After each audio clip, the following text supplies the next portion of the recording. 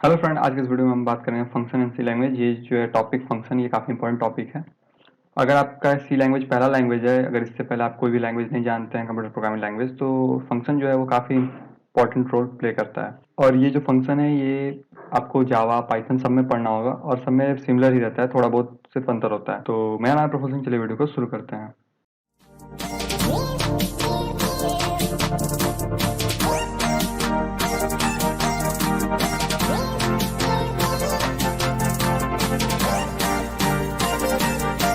पहले हम जान लेते हैं कि व्हाट इज फंक्शन। तो फंक्शन होता है वो पीस ऑफ कोड होता है जिसको कि हम एक आइडेंटिफायर देते हैं।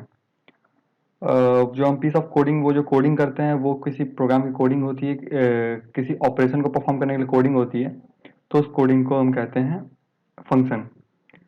जो दो टाइप्स के होते हैं फंक्शन, पहला होता है प्रीडिफाइंड फंक्शन, दूसरा होता है user defined function. Predefined function वो फंक्शन होते हैं जो कि पहले से डिफाइन होते हैं, जो कि लाइब्रेरी फाइल में होते हैं कंपाइलर के, या फिर कोई भी अगर प्रोग्राम है, जो भी हम कोड ब्लॉक, जो भी हम आईडी यूज कर रहे हैं उसके लाइब्रेरी में फंक्शन पहले से डिफाइन है, तो वो हो गया pre defined function. User defined function है वो फंक्शन, जैसा कि इसका नाम यूजर डिफाइन है, तो वो यूजर जो डिफाइन करता है फंक्शन वो होता है। तो हम इसका एग्जांपल देख लेते हैं। तो चलते हैं अपने कोड ब्लॉक में, इसका एग्जांपल देखते हैं यूजर डिफाइंड फंक्शन का और प्री डिफाइंड फंक्शन दोनों का। तो चलिए हम चलते हैं अपने कोड ब्लॉक में। तो हम अपने कोड ब्लॉक में आ चुके हैं। सबसे पहले हम इसको क्लियर कर लेते हैं। अब हम इसमें कोई भी प्रोग्राम अगर हमको बनाना है तो हम इसमें लिखेंगे सबसे पहले मेन।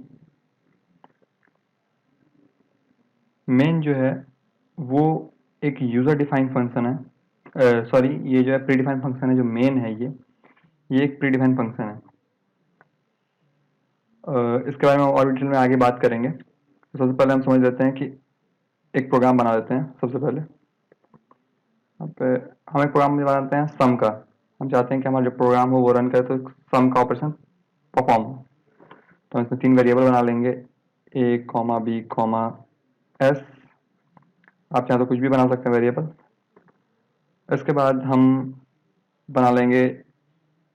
अब हमने यहाँ पे एक गलती किया है, यहाँ पे हम इसका बॉडी नहीं बनाया, हमने इसका बॉडी हम यहाँ पे बना लेंगे और इसको जो है इसकी बॉडी में डाल देंगे। ठीक है। अब हम बनाएंगे एक यूजर डिफाइन फंक्शन। जैसा कि हमने बात किया यूजर डिफाइन फंक्शन, तो हम एक फंक्शन बनाएंगे जो कि यूजर के द्वारा यानी हमारे द्वारा डिफाइन होगा। तो हम एक यूजर डिफाइन फंक्शन बनाएंगे। तो अब हम यूजर डिफाइन फंक्शन कैसे बनाएंगे, उसको कैसे यूज करेंगे अपने प्रोग्राम में, ये भी देखते हैं। ठीक है। तो हम एक यूजर डिफाइन फंक्शन बनाएंगे। तो सबसे पहले जैसा कि हमने बात किया कि इसको एक आइडेंटिफायर दे देता, तो हम अपने इसका आइडेंटिफायर का नाम आप कुछ भी रख सकते हैं। बस याद रखें कि आइडेंटिफायर के नाम के आगे आपको ये ब्रैकेट, खाली ब्रैकेट लगाना होगा। फिर इसकी बॉडी बनाएंगे। इसकी बॉडी में हम चाहते हैं कि हम एक ऐड करने का प्रोग्राम बना रहे हैं, तो हम इसमें ऐड का प्रोग्राम लिख देंगे। तो हम ऐड का प्रोग्राम इसमें लिख देते हैं। सबसे पहले हम लेते हैं यहाँ पे, या फिर अगर हम चाहें तो हम इसको भी ना लिख करके इसको भी हम छोड़ देते हैं। ठीक है। हम ऐड के प्रोग्राम में ही सब कुछ लिख देते हैं। जो हमने ऐड का और जो फंक्शन बनाया है, इस फंक्शन में हम सब कुछ लिख देते हैं। तो इसमें हमको लिखने के लिए तो हम ऐड वाले में ही सब कुछ लिख देते हैं, ऐड फंक्शन में सब कुछ लिखते हैं। और ये जो हमने फंक्शन बना, जब जो हम ये फंक्शन बनाएंगे ऐड वाला, इस फंक्शन को हम इसमें मेन में यूज कर लेंगे। तो और सबसे पहले हम ऐड का एक फंक्शन बना देते हैं।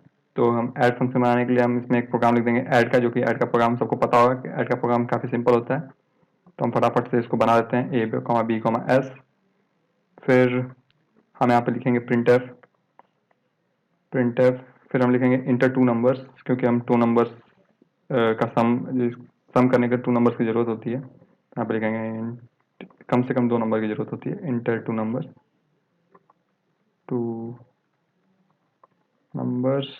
और हम इसको कर देंगे न्यू लाइन में। ठीक है। इसके बाद हम यहाँ पे ले लेंगे इनपुट यूजर से। तो इनपुट के लिए हम यूज करते हैं स्कैनएफ। और स्कैनएफ में हम 2 नंबर का इनपुट ले लेंगे अभी। तो 2 नंबर का इनपुट लेने का हम लिखेंगे %d comma %d comma %d comma address of A और एड्रेस ऑफ बी। हमने ए और बी में हम इसका जो भी इनपुट लेंगे वो स्टोर कर देंगे ए और बी वेरिएबल, जो हमने पहले डिफाइन कर लिया है ए और बी में। तो एड्रेस ऑफ ए और एड्रेस ऑफ बी में। ठीक है। अब हम इसके बाद, ये हम सिंपल कुछ नहीं कर रहे हैं, सिर्फ ऐड का एक प्रोग्राम इसमें लिख रहे हैं। ठीक है। अब हम यहाँ पे हमने ऐड का प्रोग्राम लिख लिया।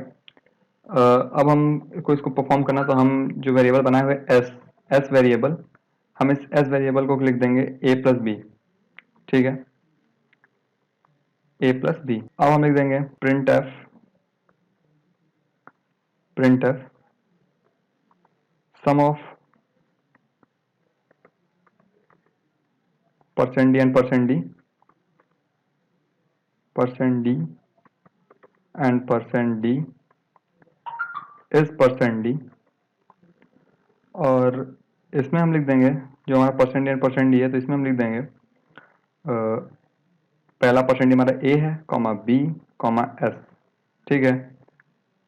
तो ये हमारा प्रोग्राम जो है ऐड का प्रोग्राम, एक सम का प्रोग्राम बनके तैयार हो गया।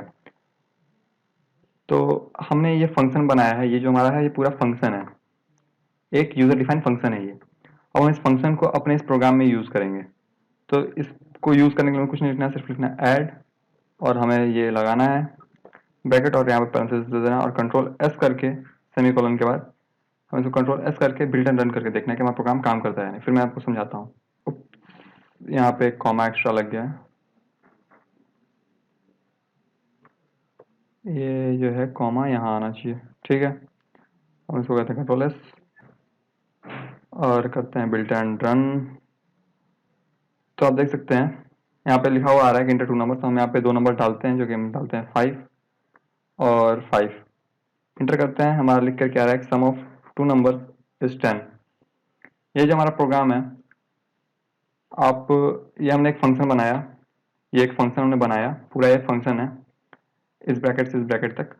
इस फंक्शन का हमने आइडेंटिफायर ये दिया ऐड, इसका हम कुछ भी आइडेंटिफायर दे सकते हैं, ए बी कुछ भी दे सकते हैं इसका आइडेंटिफायर। फिर हमने जो आइडेंटिफायर दिया उसको हमने अपने इस प्रोग्राम में यूज कर लिया। तो इस तरह से ये होता है यूजर डिफाइन फंक्शन होता है, जो कि अभी हमने पढ़ा। अब हम आगे देखते हैं फंक्शन में, और तो हमने ये देख लिया और इसका एग्जांपल समझ लिया। अब हम बात करते हैं कि इसका जो कुछ इंपॉर्टेंट टर्म्स होते हैं ये हम जान लेते हैं। सबसे पहले फंक्शन डिफाइन, फंक्शन का डेफिनेशन और फंक्शन कॉल, ये भी हम देखेंगे। और ये जो है हम आगे के लेक्चर्स में देखेंगे। फंक्शन डिक्लेरेशन हम आगे के लेक्चर्स में देखेंगे, ठीक है। अभी हम ये दो चीज देखेंगे। तो फंक्शन का डेफिनेशन तो हमने यहाँ पे देख लिया है वैसे, कि ये एक पीस ऑफ कोड होता है जो कि एक सर्टेन ऑपरेशन को परफॉर्म करने के लिए यूज करते हैं। और ये जो है फंक्शन कॉल, इसको हम फिर से चलते हुए कोड ब्लॉक में और समझते हैं कि फंक्शन कॉल क्या होता है, ठीक है। तो देखिए, जैसा कि हमने यहाँ पे एक फंक्शन बना लिया है, ठीक है। हमने ये फंक्शन जब बना लिया, तो बनाने के बाद हमने इस फंक्शन को कॉल किया है, यानी कि इस फंक्शन को कॉल हमने यहाँ पे किया है। एक चीज ध्यान रखिएगा, कोई फंक्शन तभी काम करेगा। मान लीजिए अगर हमने यहाँ पे एक फंक्शन बना के अगर रखा हुआ है ऐड का, तो ये फंक्शन जो है परफॉर्म तब तक नहीं होगा, तब ये ऑपरेशन तब तक परफॉर्म नहीं होगा जब तक कि हम इसको कॉल ना करें। तो हम इसको कॉल कैसे करते हैं, जैसा कि आप देख रहे हैं हम यहाँ पे इसका नाम लिख करके और सेमीकोलन लगाते हैं, तो हम इसको कॉल करते हैं प्रोग्राम के अंदर। जैसा कि आपको मैं दिखा देता हूँ कि आपको लग रहा होगा कि ये जो ऐड है ये रन किया है, ना कि ये। तो हम इसमें एक और बनाते हैं सबट्रैक्ट का, ठीक है। हम इसमें एक और फंक्शन बनाते हैं सबट्रैक्ट के लिए, और देखते हैं कि ये फंक्शन, इस फंक्शन को हम कॉल नहीं करेंगे और देखते हैं कि हमारा ये फंक्शन रन होता है या नहीं। तो इसके लिए हम इसकी same to same copy paste कर लेंगे। इसमें बस हम सबट्रैक्ट का ऑपरेशन डाल देंगे, कंट्रोल वी, और हम यहाँ पे लिखते हैं यहाँ पे इंटर टू नंबर, और यहाँ पे जो एस है यहाँ पे हम ए माइनस बी कर देते हैं। जो तो हमारा देख रहे हैं आप कि ये हमारा एक सबट्रैक्ट का प्रोग्राम बन गया। हमने अभी इसको कॉल नहीं किया है, इस फंक्शन को, सबट्रैक्ट फंक्शन को, सब फंक्शन को हमने यहाँ पे कॉल नहीं किया, आप देख सकते हैं इसको हमने कॉल नहीं किया है। तो हमने इसे जब कॉल नहीं किया तो आखिर देखते हैं कि आखिर ये रन होता है या नहीं। रन नहीं होना चाहिए, क्योंकि इस फंक्शन जब तक हम कॉल नहीं करते तब तक वो रन नहीं होता। जैसे अभी इंटर टू नंबर्स मांग रहा है, पर ये एडिशन वाला है, हम इसमें डालते हैं 5 1, आउटपुट आ रहा है 6, इंटर करेंगे, वहां प्रोग्राम बंद हो गया। हमारा जो सब वाला है, सब यानी कि सबट्रैक्ट वाला जो हमने प्रोग्राम लिखा है, ये प्रोग्राम नहीं रन हुआ क्योंकि हमने इसको कॉल ही नहीं किया। अब अगर हम इसको भी कॉल कर देते हैं, तो आप देखिए क्या होता है। सबको हमने कॉल कर दिया, अब हमने सबको कॉल किया है, ठीक है। सबट्रैक्ट जो हमारा फंक्शन है जो हमने बनाया, हम इसको कॉल कर रहे हैं, ठीक है। अब देखते हैं कि हमारा ये फंक्शन, अब हमने इसको कॉल किया तो ये रन होता है नहीं। तो इस बार दोनों फंक्शन रन होगा क्योंकि हमने दोनों को इंटर कर रखा है। तो 5 + 4 ये आया आपके सामने 9 और इंटर 2 नंबर्स यहाँ पे आ रहा है। रुक जाइए, इसको हम थोड़ा सा और मॉडिफाई कर देते हैं ताकि प्रॉब्लम ना हो। तो इसके बाद हम यहाँ पे % लिखे हैं, यहाँ पे हम एक न्यू लाइन क्रिएट कर देंगे जिसकी वजह से कि हमारा दूसरा प्रोग्राम दिखे कि हाँ ये दूसरा प्रोग्राम है। तो ये हो गया, हम न्यू लाइन में आएगा। ठीक है, अब दिखेगा कि दूसरा प्रोग्राम, अभी उस समय दूसरा प्रोग्राम रन हो रहा था पर सेम लाइन में हो रहा था। जैसे हमने यहाँ पे डाला 5 4 9 आया, यहाँ पे फिर से आ रहा है इंटर 2 नंबर्स। अब हम डालते हैं यहाँ पे 5 इंटर 4। अब ये सब्ट्रैक्ट होकर 1 आउटपुट देगा क्योंकि हमारा सब्ट्रैक्ट वाला फंक्शन चल रहा है। यहाँ पे हमें लिखना चाहिए कि यहाँ पे हमें लिखना चाहिए था कि डिफरेंस ऑफ 2 नंबर्स। हमने कॉपी पेस्ट करके मैं बस आपको समझा रहा हूँ। यहाँ पे हमें लिखना चाहिए था डिफरेंस ऑफ 2 नंबर्स, पर ठीक है, मैं आपको समझा रहा हूँ, इसकी वजह से आप समझ रहे होंगे। तो ये रहा फंक्शन, और ये रहा फंक्शन को हम कॉल कैसे करते हैं। फंक्शन को कॉल करने का तरीका, फंक्शन को हम कॉल ऐसे करते हैं। हम कोई फंक्शन, अगर हम इसमें मेरा 50 फंक्शन बना हुआ है और जिस फंक्शन को हम कॉल करेंगे वही फंक्शन रन होगा, बाकी उसके अलावा कुछ भी रन नहीं होगा। अब हम आगे चलते हैं और आगे इसी को फंक्शन को देखते हैं कि और क्या होता है फंक्शन में। फंक्शन जो है काफी इंपॉर्टेंट टॉपिक है, इस वजह से इसको बिल्कुल ही ध्यान से पढ़ें। तो हमने देख लिया फंक्शन का डेफिनेशन क्या होता है, फंक्शन को हम डिफाइन कैसे करते हैं। जैसे कि मैंने अभी एक ऐड का फंक्शन डिफाइन किया पीछे, फिर अभी मैंने एक सब्ट्रैक्ट का ही फंक्शन डिफाइन किया और उन दोनों को कॉल किया। तो हमने फंक्शन का डेफिनेशन और फंक्शन का कॉल दोनों देख लिया। ये हम अगले लेक्चर्स में देखेंगे फंक्शन के। अब हम आगे बढ़ते हैं और आगे बात करते हैं बेनिफिट क्या होता है फंक्शन का, आखिर हम फंक्शन क्यों बनाएंगे। तो सबसे पहले इसका मेमोरी यूटिलाइजेशन होता है। इसको हम मॉडिफाई कर पाते हैं, अगर हम चाहें इसको जब चाहें तो मॉडिफाई कर सकते हैं। इजी टू डिबग, अगर मान लीजिए हमने कोई फंक्शन बनाया है ऐड, तो जैसे हमने ऐड फंक्शन बनाया, हम चाहते हैं कि नहीं अब वो ऐड फंक्शन ना रहे, अब वो फंक्शन जो है उसका नाम हम ऐड रखें पर उसमें जो काम हो वो सब्ट्रैक्शन का या मल्टीप्लिकेशन का हो। तो हम बस सिंपल जाएंगे उसके जो हमने उसका फंक्शन बनाया उस फंक्शन में जा करके और उसको एडिट कर देंगे, तो डीबग भी हम कर सकते हैं। उसको आसान होता है रीड करने में कि जो ब्रैकेट टू ब्रैकेट, जो पैरेंथेसिस टू पैरेंथेसिस, जैसा कि आप देख सकते हैं यहाँ पे कोड ब्लॉक में, क्या पता है कि इस पैरेंथेसिस से लेके इस पैरेंथेसिस तक ये जो है एक फंक्शन है, जैसे ही ये दूसरा फंक्शन है, सब जो है वो ये दूसरा फंक्शन है। तो ये जो हमारा है इजी हो जाता है पढ़ने के लिए भी, समझने के लिए। ठीक है, अब ये जो है रीराइटिंग, बार बार हमको लिखना पड़ेगा। जैसे मान लीजिए हमने एक बार फंक्शन बनाया ऐड और हम उसको चाहे तो 50 बार आप कॉल करेंगे तो 50 बार वो रन होगा। तो ये होता है फंक्शन का फायदा कि हम उसको बार बार हमको लिखना नहीं पड़ता। मान लीजिए जैसे हमको 50 बार रन कराना है ऐड, तो हम बार बार ऐड का प्रोग्राम 10 बार लिख रहे हैं तो हमारा टाइम बहुत ही जाएगा। तो इसकी वजह से हम एक बार फंक्शन बना देते हैं ऐड का अपने प्रोग्राम के अंदर और उसको 50 बार चाहे 50 बार रन करें, 100 बार चाहे 100 बार कॉल करें, जब जितने बार कॉल करेंगे उतने बार रन होगा। ये होता है। ये जो मेमोरी यूटिलाइजेशन है ये मैं आपको आगे बताऊंगा कि मेमोरी यूटिलाइज कैसे होती है। तो चलिए वो भी देख लेते हैं कैसे मेमोरी यूटिलाइज होती है। जैसे कि आपको दिख रहा होगा इंटरफेस, ये जो हमारा रैम है, ये हमारा आउटपुट स्क्रीन है और ये जो है हमारा कोडिंग स्क्रीन है। ठीक है, हम यहाँ पे कोड कर रहे हैं तो रैम में क्या होगा और आउटपुट स्क्रीन पे क्या होगा ये हम सब समझेंगे अभी। तो मेमोरी यूटिलाइज कैसे होगी इसका कंक्लूजन मैं आगे देता हूँ। ठीक है, सबसे पहले हमारा ये प्रोग्राम है। ठीक है, हमने एक प्रोग्राम बना रखा है जिसमें हमको प्रिंट करना फंक्शन। हमने क्या किया, यहाँ पे प्रिंट नाम का एक फंक्शन बना लिया, यूजर डिफाइन फंक्शन। ये एक यूजर डिफाइन फंक्शन है, हमने इसको बना लिया है। हमने अपने प्रोग्राम में इसको कॉल कर दिया है। ठीक है, अब हम इस प्रोग्राम को रन करेंगे। जैसे हम रन करेंगे तो सबसे पहले मेन से ओपन होगा फाइल। तो मेन से ओपन होगा, सबसे पहले मेन जो है हमारे रैम में आ जाएगा, अपना स्पेस ले लेगा मेन क्या है, मेन एक प्रीडिफाइंड फंक्शन है। ठीक है, सबसे पहले मेन आएगा और मेन अपना स्पेस ले लेगा रैम में। मेन के बाद इसके ब्रैकेट पे आएगा, जब इसकी बॉडी के अंदर आएगा तो यहाँ पे दिखेगा प्रिंटफ। जैसे ये प्रिंटफ दिखेगा, प्रिंट दिखेगा, ये जो है यहाँ पे आ जाएगा तुरंत, यहाँ पे प्रिंट के पास। तो जैसे ही यहाँ पे आएगा तो प्रिंट का जो फाइल है वो ओपन हो जाएगा। जो प्रिंट का जो हमने फंक्शन बनाया है इसकी फाइल ओपन हो जाएगी। ठीक है, ये भी अपना स्पेस लेगा, तो अभी ये इतना स्पेस ले रहा है। ठीक है, अब हमने यहाँ पे लिखा प्रिंटफ, तो यहाँ पे अब ये देखेगा कि हाँ लिखा हुआ प्रिंटफ फंक्शन, ये अपना काम करेगा। जैसे अपना काम करेगा फंक्शन यहाँ पे लिखा हुआ आ गया। उसके बाद अभी ये इसी लाइन पे है, अभी ये यहाँ नहीं आया है। जैसे ही इसको हम क्लोज करेंगे, जैसे ही ये इस लाइन पे आएगा, इस लाइन पे आते ही ये जो प्रिंट का जो हमने फंक्शन बनाया ये क्लोज हो जाएगा। तो जैसे ये क्लोज होगा ये फाइल अपने आप जो यहाँ पे फंक्शन की, जो यहाँ पे आपको प्रिंट की फाइल दिख रही थी वो फाइल हट जाएगी।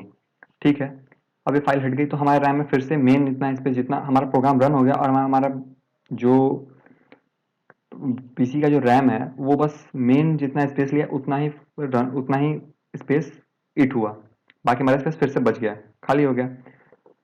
तो ये है मेमोरी यूटिलाइजेशन। और जैसे ही फिर उसके बाद गेट सी एच पे आया था, तो जैसे अब गेट सी एच पे आया तो हमारा ये प्रोग्राम है रुका हुआ है, जैसे उसको हम एक कैरेक्टर देंगे ये प्रोग्राम जो हमारा एंड हो जाएगा और जो मेन का फाइल है वो भी हट जाएगा हमारे रैम से। तो इस तरह से मेमोरी यूटिलाइज होती है कोई हम प्रोग्राम जब रन करते हैं तो फंक्शन के द्वारा। ठीक है, अगर हम इसको फंक्शन के द्वारा नहीं करते तो क्या होता, हम इसमें प्रिंट का एक प्रिंट का पूरा एक स्टेटमेंट लिखते जो कि हमने ये लिखा है। तो ये जितना स्पेस लेगा वो मेन के अंदर ही स्पेस होगा, वो ये जो स्पेस है वो मेन के अंदर ही स्पेस होगा। तो मेन का स्पेस इन दोनों के स्पेस के बराबर हो जाएगा। इस तरह से ये बंद हो जा रहा है अपना काम करने के बाद, तो रैम का स्पेस खाली हो जा रहा है। तो ये फंक्शन से मेमोरी यूटिलाइजेशन होता है। इसके कुछ रूल्स हैं, अब हम रूल्स जान लेते हैं। फंक्शन में कम से कम एक एक किसी प्रोग्राम में कम से कम एक फंक्शन होना चाहिए। ठीक है, फंक्शन का जो नाम है वो यूनिक होना चाहिए। One function in the program must be main, एक मेन नाम का फंक्शन जरूर होना चाहिए आपके प्रोग्राम में। The function is an operation once define can be used many time. जैसा कि मैंने आपको पहले बताया कि अगर आप एक बार किसी फंक्शन को डिफाइन कर लेते हैं तो आप उसको चाहें जितनी बार उतनी बार आप उसको परफॉर्म कर सकते हैं। ठीक है, function consume memory only when it's call, इसको इन्वोक को हम कॉल कहते हैं, एंड रिलीज रैम, जैसा कि हमने अभी देखा पीछे। ठीक है, कि हमने जब प्रोग्राम को रन किया वो जब हमने इसको कॉल किया प्रिंट को, तो प्रिंट को जब हमने कॉल किया तो प्रिंट का जो हमने बनाया है फंक्शन उसका फाइल ओपन हुआ। जैसे प्रिंट का अपना काम किया और फंक्शन बंद हो गया इसका, तो इसका फाइल भी गायब हो गया था। तो इस तरीके से मेन नाम का एक फंक्शन कम से कम एक फंक्शन तो होगा ही। वैसे तो ये जो प्रिंटफ है, प्रिंटफ भी एक फंक्शन है, पर इस फंक्शन के अंदर हमने कुछ लिखा है तो इसको हम आगे डील करेंगे आखिर प्रिंटफ कौन सा फंक्शन है। प्रिंटफ भी एक फंक्शन है जो कि प्री डिफाइंड फंक्शन है, पर प्री डिफाइंड फंक्शन में भी ये कौन सा फंक्शन है, प्री डिफाइंड फंक्शन भी फर्दर स्टेट में डिफाइन है। तो जो प्रिंटफ फंक्शन है ये कौन सा फंक्शन है हम आगे के लेक्चर्स में देखेंगे। तो ये रहा हमारा आज का लेक्चर। अगले लेक्चर में हम पार्ट 2 देखेंगे इसका। तो आई होप कि आपको वीडियो अच्छा लगा, आई होप कि आपको वीडियो अच्छा लगा होगा। वीडियो अच्छा लगा वीडियो को लाइक कर, चैनल पर नया चैनल को सब्सक्राइब कर। मिलते हैं अगले वीडियो में। जय हिंद, वंदे मातरम।